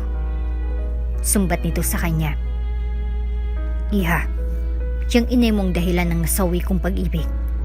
Sinira niyang buhay ko. Kaya kung mamatay siya sa sakit ay mamatay na siya. Wala kang puso. Hinalal ka ng taong bayan dahil ang buong akala nila ay isa kang mabuting tao. Tama lang na di ka pinakasalan ng inay ko. Demonyo ka. Pagwawala ni Mara sa opisina ng governor. Alisin yung babaeng ito sa harapan ko. Katulad lang siya ng inay niya na walang kwenta. Utos ni Alvarez sa kanyang mga bodyguard. Kinalagkad si Mara at lolo niya palabas ng Kapitolyo. Binantaan sila na may mangyayaring masama sa kanila kapag bumalik pa sila roon. Ano nang gagawin natin, Lolo? Malala ng sakit ng inay. Anumang oras ay maaari na siyang mamatay. Pagmamakaawa nito sa Lolo Berting niya. Naintindihan kong nararamdaman mo, Apo, pero wala na tayong magagawa. Tuluyan nang namatay ang Inay Victoria niya dahil mahirap lang sila ay sa bakuran na lang nila ibinao ng bangkay nito. Malaking dagok sa kanila, lalong-lalo na kay Mara, ang pagwala ng inay niya. Ang tanging magagawa niya ngayon ay magsumikap para sa kinabukasan ng mga kapatid niya. Ngunit kung inakaala ni Mara na tapos ng paghirap ay nagkakamali siya. Isa pang trahedyang darating na susubok muli sa katatagan ng kanyang loob. Nang mamatay ang kanyang inay, ipinasya ni Mang Berting at Aling Susan na lumipat na lang sila ng tirahan. Sa kanilang pagsusumikap ay nakapagpatayo sila ng maliit na tindahan sa bayan. Nangupahan na lang sila ng isang maliit na bahay malapit roon. Masagana na sana ang kanilang pamumuhay hanggang sa sunog! Sunog! Sigaw ng kanilang mga kalapitbahay. Isang malaking sunog na bigla na lang sumiklab malapit sa bahay na inuupahan nila. Nahirapang makaraan ng mga bumbero kaya lalo pa itong lumaki. Berting! Berting! Ang mga apo mo! Sigaw ni Aling Susan. Lola, ako nang bahala sa mga kapatid ko. Magbuhat na lang kayo ng mga gamit na maaari niyo pang mailigtas. Tara na, Lola. Utos nito kay Aling Susan. Mag-ingat ka, Berting. Bilin nito sa asawa. Para bang may pangitain ito na may mangyayaring masama sa asawa. Sa kasamaang palad ay nasawi si Mang Berting nang madaganan nito ng poste. Patay na siya ng abutan ng bumberong rumisponde. Berting! Berting! Bakit mo ako iniwan? Paghinagpis ng kanyang lola. Wala ng lolo Berting Mumara. Mag-isa na lang ako sa buhay. Huwag ka pong magsalita ng ganyan, Lola. Andito pa po kami ng mga kapatid ko. Ang mga bangkay ay nilagak sa puninarya. Doon na lang nilamayan ni Namara, Lola Susan at mga kapatid nito ang labi ng Lolo Berting nila. Ilang araw lang ay nilibing na nila ito. Dinala naman sa evacuation center ang mga nasunugan sa Barangay Maligaya. Doon muna sila hanggat di pa tuluyang malinaw kung anong sanhi ng sunog. Samantala, iniutos na ni Governor Alvarez ang pagpapaimbestiga ukol rito. Lingid sa kaalaman ni Namara ay si Governor mismong nag-utos na sunugin ang bahay na inuupahan nila. Idinamay lang mga kapitbahay para di mahalata na sila talagang punteriya ng mga arsonista. Duman ang ilang araw pagkatapos ng sunog ay wala pa ring linaw kung ano talagang sanhi ng sunog. Captain, siguraduhin mo na walang maamoy na foul play ang mga investigador. Wala akong kinalaman sa panununog sa Barangay Maligaya. Utos niya sa fire chief. Masusunod, Governor. Sang-ayon nito. Nasunugan man sila at namatayan ay dinawalan ng pag-asa si Mara. Alam niya na balang araw ay gaganda rin ang buhay nilang magkakapatid kasamang Lola Susan nila. Isang taong malapit na si Inay Victoria nila na bigla nilang darating sa kanilang buhay na siyang tutulong sa kanila na matupad ito. Tinawagan ni President Bryan ang sekretarya nito matapos ang napanood niya sa telebisyon. Napagtanto niya kasi na kamukhang-kamukha ng nawawala niyang kapatid. Ang batang babae na nakapila sa evacuation center. Ayon kasi sa balita ay nasunog ang ilang kabahayan sa may Barangay Maligaya. Natupok daw ang apoy ang karamihan sa kanila at halos walang naisalba ang mga residente dito kasi madaling araw nang nangyari ito. Bigla na lang kasing lumakas ang kutob ni President Bryan, ang may-ari ng Jetstar Enterprises, isa sa mga import at export na kumpanya dito sa Pilipinas, na ang batang babaeng nakita niya ay maaring anak ng nawawala niyang kapatid. Ilang dekada na rin ang nakakaraan. Miss Juicy, can you please come to my office immediately? Pag-uutos niya sa kanyang sekretarya na siya ring gumaganap na personal assistant niya. Yes sir, I'll be soon. Aligagang sagot niya sa kanyang gwapong amo na ang edad ay nasa late 20s na at hanggang ngayon ay isa sa mga sought after bachelor. Nag-ayos muna ng kanyang makeup si Juicy, who is the almost same age kay President Bryan. Kasi nais niya na bawat encounter nila ng kanyang boss ay mag-iwan ng magandang impression dito. Crush na crush niya kasi ito at kinikilig ito sa tuwing nagkakausap silang dalawa. Pagkapasok ni Juicy sa office ni President ay agad na inutusan niya ito. I need to go to Barrio Maligaya. May naganap na sunog doon kaninang umaga lang. Find out who this young girl is. Sabi nito sa sekretarya. Alamin mo ang pangalan niya at saan lugar doon siya nakatira. You should know every detail about her. Then hanapin mo siya at halin mo rito sa aking opisina. Huwag na huwag kang babalik rito na hindi mo siya dala. She could be the clue sa nawawala kong kapatid. Mahigpit na pagpapaalala nito kay Miss Juicy. Noted, sir. I will be on my way in a matter of minutes. Pag-confirm nito sa utos ng President. By the way, gamitin mo lang ang chopper ng kumpanya para mabilis kang makarating doon. I don't want you wasting valuable stock sa gitna ng traffic. Okay, sir. Simpleng sagot ni Miss Juicy. Ninitaan muna niya si President Brian ng pagkatamis-tamis bago tuluyang umalis sa harapan nito. Pagkalabas ng office ay may binulong pa ito sa kanyang sarili. Sana'y napansin niya ang kagandahan ko. Ay, President Brian, kung alam mo lang ay gustong-gusto kitang halikan sa lips at yakapin. After making sure na nagawa niya ng paperworks na pinapagawa sa kanya at naayos na rin niyang schedule ni President sa araw na yon, ay umakyat na siya sa heliport gamit ang elevator. Pagdating doon ay sumakay na siya agad at binigyan ng instructions ang piloto kung saan sila pupunta. Captain, sa may barangay Maligaya tayo sa Tarlac City. Medyo matatagalan tayo roon kasi may hanapin pa akong batang babae. Hintayin mo na lang ako sa may airport. Magkape at kumain ka sa coffee shop doon kapag nagutom ka. Utos nito at paliwanag dito sa piloto. Makaraan ng kalahating oras ay nakalapag na sa airport ang company helicopter. Sumakay na lang ng company car si Miss Juicy. Isa itong Mercedes-Benz. Pumila po tayo ng maayos. Lahat naman tayo ay mabibigyan ng tulong galing kay Governor at Mayor. Sigaw ng DSWD, employee na namamahala sa relief distribution. Nagpadala kasi ng relief pack si Governor sa pamamagitan ni Mayor Jose, ang punong alkalde ng Tarlac City, kung saan isa sa mga nasasakupan nito ay ang Barangay Maligaya. Ate, gutom na ako. Reklamo ni Jose. Nakababatang kapatid ni Mara.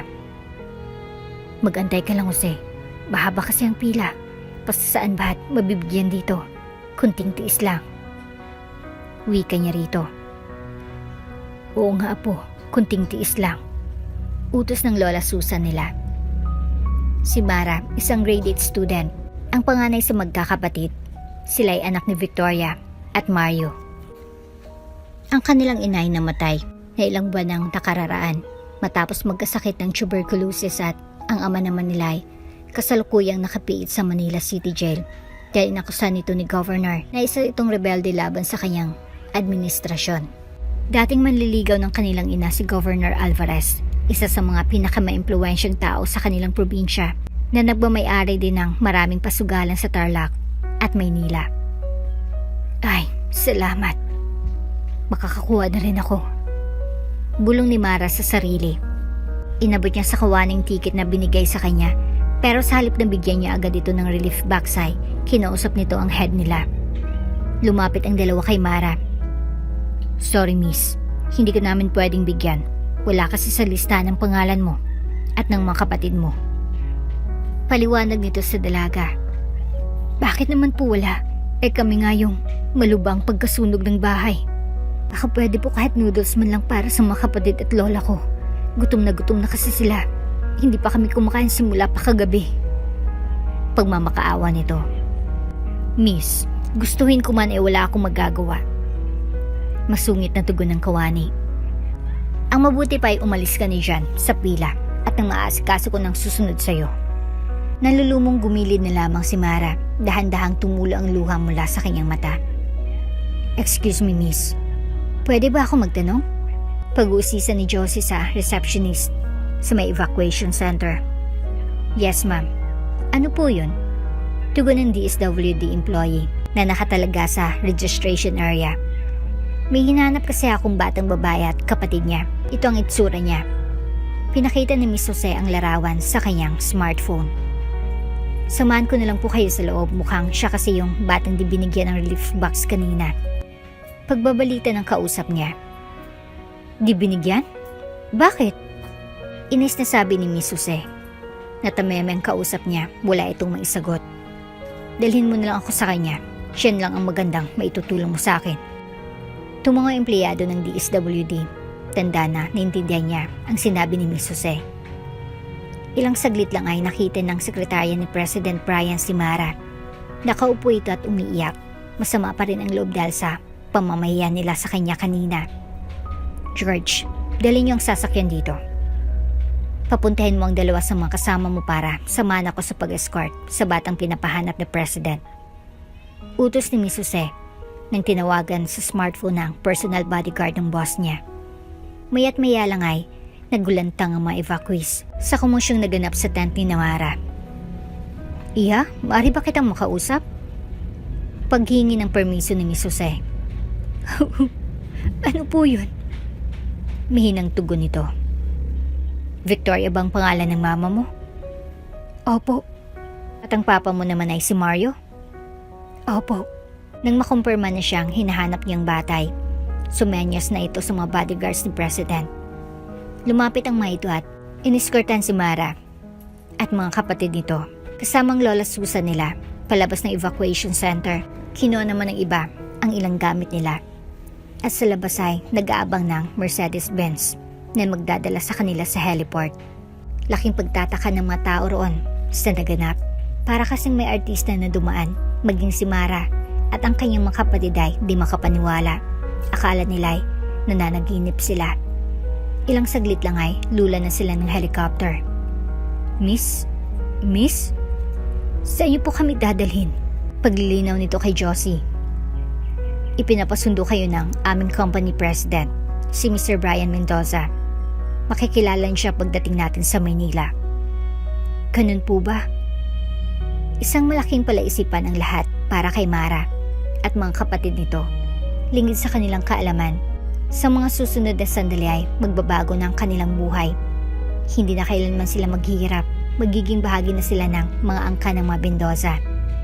Pagdating nila sa Maynila ay pinasundo agad sila ng president para maging bisita niya sa kanyang mansyon sa Forbes Park, Makati. Tirahan ng mga mayayamang may-ari ng negosyo dito sa Pilipinas. Manghang-mangha si Mara sa mga tanawing na daraanan nila. Ngayon lang kasi sila nakakita ng naglalakihang gusali at mga bahay sa tanang buhay nila. Ate, tingnan mo yun oh, ang laking bahay. Excited na sabi ni Jose. Oo apo, nasa Maynila na kasi tayo. Wala na sa probinsya. Na ang tanawin lang doon ay mga pananim.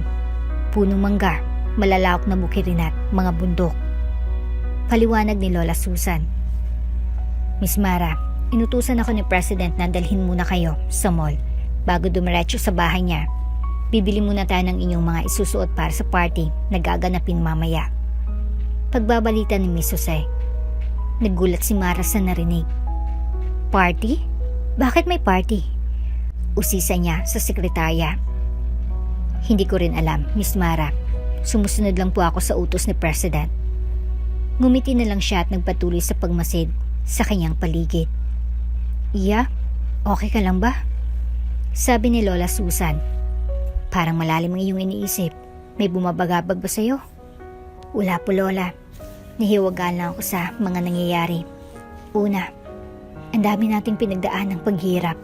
Tapos ngayon naman, eto tayo. Nakasakay sa mamahaling sasakyan at nasa Maynila na. Ganyan talagang buhay apo. Minsan ikay nasa ibaba. Mamaya lang nasa itaas ka na.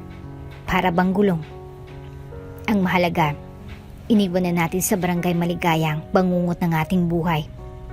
Uwi ka ng kanyang lola. Mamaya lang ay nasa SM Mega Mall. Isa sa pinakamalaking branch ng SM chain of stores. Tara na po, naghintay na kasi si President, kaya kailangan na nating magmadali. Bili ni Miss Jose. Dumiretso na sila agad sa department store section ng mall. Sinamahan ni Miss Jose muna si Mara at Lola Susan para makapamili ng susuotin. Tapos ay si Jose at si Miguel naman. Miss, please take care of them. Once natapos na sila, ipaalam mo na lang sa akin. Ako nang bahalang magbayad. Utos ang sekretary sa sales clerk na nag-assist sa maglola. Hindi may pintang kaligayahan ang gumuhit sa mukha ni Mara. Sa wakas ay naglaho ng kanyang mga alalahanin sa buhay. Ilang sandali lang ay okay ng lahat. Nagbayad na si Miss Juicy at nag-aya na ito pauwi sa bahay ni President Brian. Malayo bang Forbes Park, Miss? Tanong ni Jose. Medyo iho, mga 1 oras pa mula rito. Naiinip na kasi ako.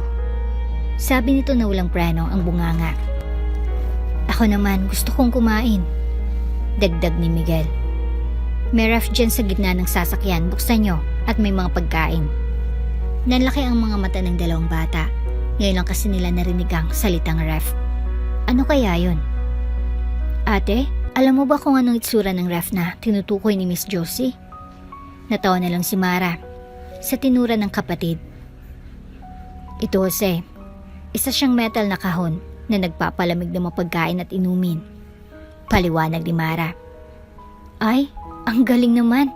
Wala kasi nito sa Barangay Maligaya kaya hindi ko alam.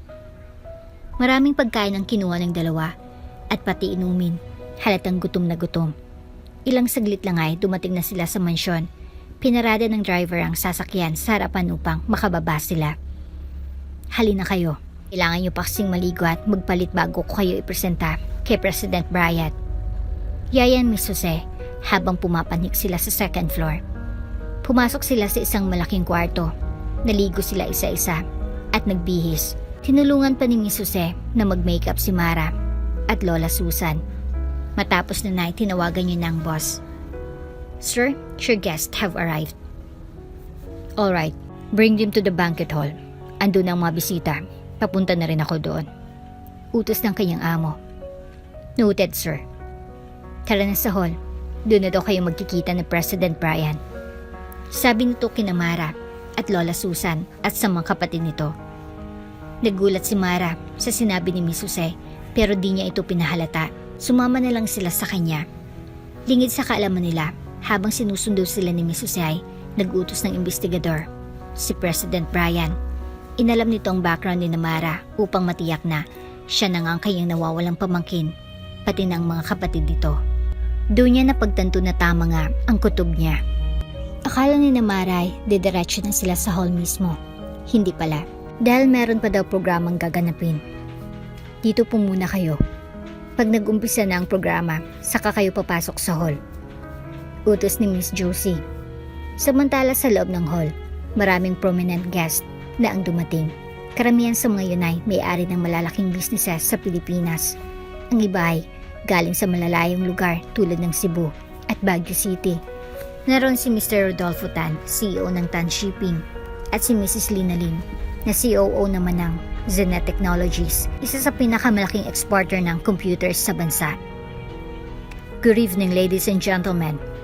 In a little while, we will be starting our program. Anunsyo ng MC. Please sit back comfortably and relax. Maya-maya lang ay nagsimula ng naturang programa. Isang announcement ang magaganap na ikagigimbal ng lahat. 23 years ago, President Bryant was born in this world. Nang siya 8 years old na, ipinakilala sa kanya ang tunay niyang ama.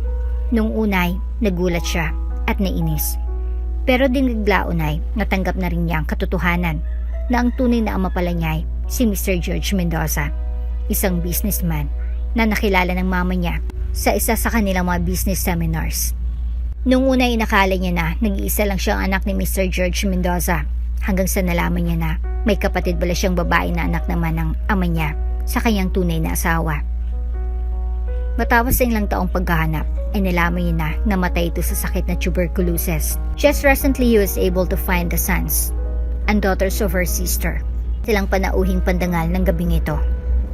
Friends, distinguished guest in welcoming ang mapamangkin ni President Bryant, Miss Mara Mendoza, Jose Mendoza, Miguel Mendoza, at ang Lola Susan nila na ina naman ng tatay nilang si Mario. Anunsyo ng MC. Sinenyasan si Mara na maglakad sa gitna ng aisle patungo sa presidential table sa taas ng stage. Laking gulat ni Mara sa kanyang narinig. May tito pa pala siya at mayaman pa ito. Habang naglalakad ay pinagmamasdan niya ang mga tao sa paligid niya. She can't hardly believe ni sa panaginip na ganun pa lang ang kanya. Isa sa mga maimpluwensyong pamilya sa bansa. Nang marating nila ang presidential table ay ipinakilala naman ang kanyang tito Brian. And now, the president of Jetstar Enterprises, the most eligible bachelor in the country, Mr. Brian Mendoza. Kinabahan si Mara habang papalapit ito sa stage. Hindi niya kasi alam kung paano sisimulan ang pakipag-usap sa kanyang tito. Hello Mara, kamusta ka na pamangkin ko? Tanong ni President Brian. Nabigla si Mara, hindi niya alam ang isasagot. Hello po, okay lang po ako. Nahihiya niyang sagot. Don't be afraid, ako ang kapatid ng Mama Victoria mo. Sa labas. That's why we haven't met. Dahil sa ibang bansa ako lumaki at nag-aral. Ganun po ba? Ngayon na wala ng mama niyo, ako na lang ang mag-aalaga sa inyong magkakapatid kasama na si Lola Susan na ina ng inyong ama. Salamat po kung ganun. Alam ko lahat ng hirap na pinagdaanan niyo. Ang sama ng loob ko na wala ako sa tabi niyo para tulungan kayo. Ngayon na narito na kayo sa aking puderay, tatamasain niyo lahat ng dapat para sa inyo bilang mga litihimo kong pamangkin. Magpapatuloy pa sana ang usapan nila nang lumapit si Miss Jose at may ibinulong ito kay President Brian. Tara naman pamangkin ko at Lola Susan. Isa-isa nilang pinakilala sa mga taong naroon. Nalaman ng lahat na silang kanilang pamangkin na susunod na mamamahala ng Jetstar Enterprises. Kinaumagahan ay maagang gumising si Mara dahil tulog pa ang mga kapatid at lola niya ay minabuti muna niyang lumabas ng kwarto at maglibot sa mansyon. Ang laki pala nitong bahay. Hindi ko sukat akalain na tito pala ako ng may-ari nito. Pababa na siya ng hagdanan nang mapansin siya ng Tito Brian niya na kasalukuyang kumakain ng almusal. Mara, gising ka na pala. Come and join me. Anyaya nito. Get her a plate and juice. Pabulong na utos niya sa kanyang katulong. Halika dito, Iha. Kumain ka muna. Pagkatapos nating mag-almusalay, pupuntahan natin ang abogado na mag-aasikaso sa case ng itay mo. Pagbabalita ni Brian kay Mara. Ngumiti si Mara para siyang nabunutan ng tinig. Unti-unti nang lumiliwanag ang kinabukasan nilang magkakapatid. Nalaman ko kasi sa aking investigador na nakakulong pala sa Manila City Jail sa kasong sedisyon o pagre-rebelde sa pamahalaan na ipinataw sa kanya ng gagong governor na si Alvarez. Pagkukwento nito, kumuha ko agad ng isang abogado na biyasa sa mga ganong kaso. We will have your time, Mario. Ang bayaw ko. In no time. Salamat po, Tito. Salamat po.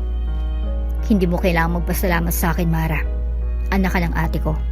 At sino man na mahal niya ay mahal ko rin. Ilang saglit pa ay tapos nang kumain ng dalawa. Naligo na si Mara at naghanda na papunta sila sa abogadong binanggit ni Tito Brian niya. Soon they're on their way sa office nito. Magandang umaga, Attorney Catherine. Bati ng Tito Brian sa abogado na nakaupo sa likod ng isang malaking mesa at nakaupo sa isang uri ng upuan ngayon lang niyang nakita. I'm sure my secretary has brief ukol sa agenda ng meeting natin. Opo sir, I'm sure kaya kong ipanalo ang kaso ng ama ni Mara. Yes, Mara ang pangalan ng pamangkin ko. Napansin ko kasi sa akin pananaliksik na planted ang ebidensya laban sa itay niya. Besides, Governor Alvarez has a notorious reputation sa probinsya nila. Marami siyang nakabinbin na kaso sa human rights, something na pwede nating gamiting leverage. Paliwanag ni Attorney Catherine. Narinig mo Mara, makakalaya na rin ang itay mo, mangako. Bago magpasko ay, kapiling niyo na siya. Naiyak si Mara sa tinura ni Tito Brian niya. Ngayon ay magiging makabuluhan ang Pasko nilang magkakapatid. Okay, Attorney. Just let me know about the development of this case. My secretary will take care of your acceptance fee and the rest of the payments later today. Paniniyak ni Brian. Thank you, sir.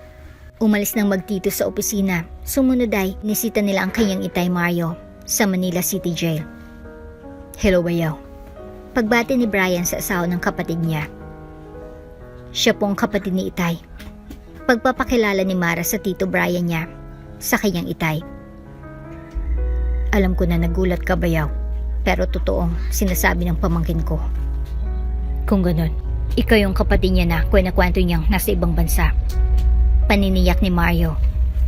Tama ka dyan, bayaw, at narito kami para tulungan kang makalabas sa piitan na ito. Oo, itay, kagagaling lang namin ng abogado at natiyak niya na kapiling ka na namin bago magpasko. Pagbabalita ni Mara. Nagkwentuhan ng 3 hanggang sa natapos ng oras ng pagdalaw. Nagpaalam na si Mara sa itay niya, puno ng pag-asa na magkikita na silang muli. Governor, Governor, may dumating na subwena para sa inyo, sabi ng sekretarya niya. Kinuha ni Alvarez ang inabot na sulat. Haha. Akala nila siguro ay matatakot nila ako. Sa probinsya ko, ako ang batas. Itinapon niya sa basura ng papel. Good morning, Governor Alvarez. Bati ni Major Romero. Anong may paglilingkod ko sa iyo, Major? Iniimbitahan ka sana namin para sa isang closed door meeting kasamang Pangulo ng Pilipinas. Ganun ba? Bakit hindi mo agad sinabi? Tugon nito. Inutusan niya agad na maganda ang mga tauhan niya at pupunta sila ngayon sa Malacanang. Pasensya na, Governor, pero isang bodyguard lang ang maaari mong dalhin. Mahigpit po na bili ng Pangulo. Sige, naiintindihan ko. Makaraan ng ilang minuto ay papunta na sila sa Maynila. Ngunit lingid sa kalaman ng Governor ay naisansya ni President Brian. Nang malapit na sila sa Maynila ay bigla na lang lumiko ang convoy sa isang daan patungo sa isang liblib na lugar. Saan tayo pupunta? Hindi itong tamang daan, sigaw ni Governor Alvarez. Ihinto mong sasakyan. Ihinto mo. Noon niya napansin na ibang lalaking kasama niya sa sasakyan. Dinispatch siya pala ng mga kunwaring sundalo, ang bodyguard niya. Saan niyo ako dadalhin? Saan niyo ako dadalhin? Pagwawala niya sa loob ng kotse. Maya-maya lang ay huminto na ito. Tumabas ka dyan, Governor. Wala ka na sa teritoryo mo. Sumilip muna ito sa bintana bago tuluyang bumaba na nakataas ang kamay. Ngayon kami naman mag-uutos sa iyo. Huwag niyo akong papatayin. Huwag. Pagmamakaawa nito. Hindi kami katulad mo. Nais lang namin na umamin ka sa isang kasalanan na ginawa mo. Gagawin kong lahat. Palayain niyo lang ako. Sinanyasan ng commander ang tauhan nito na dalhin si Governor Alvarez sa upuan at mesa na nasa sulok ng maliit na kwartong yon. Pinapirmahan sa kanyang isang sworn statement na inaamin niya na siyang nagpakulong kay Mario na itay ni Mara sa pamamagitan ng pagpaplanta ng mga ebidensya. Matapos nun ay pinakawalan niya siya, piniringan muna at iginapos. Dinala siya sa gilid ng highway upang makahingi ng saklolo. Tapos na, attorney. Tapos ng pinapagawa mo. Nasa amin ang pirmadong sworn statement. Pagbabalita ng hired gunman. Magaling. Diniposito ko na sa bank account mo ang napagkasunduan nating halaga. Nice doing business with you, attorney, hanggang sa muli. At doon na natapos ang kanilang pag-uusap. Nang dahil sa pag-amin ni Governor Alvarez sa krimen ay hinatulan nitong mabilanggo pang habang buhay sa Manila City Jail. Ngayon ay siya naman ang humihimas ng malamig na rehas. Samantala, masayang nagdiwang ng Pasko ang mag-aama kasama si Lola Susan sa bago nilang tahanan na ipinagkaloob ni President Brian sa kanila. Ginawa rin niyang manager sa isang kumpanya niya si Mario. Si Mara naman at mga kapatid nito ay nag-aaral sa isang eksklusibong paaralan para lang sa anak ng mga mayayaman. Merry Christmas, Itay. Bati ni Mara si Itay Mario niya. Merry Christmas, anak. O kain na muna kayo. Anyaya ni Lola Susan. Mamaya nyo nabuksan ang mga regalo nyo. Isang malaking handaan ang nakahain sa mesa.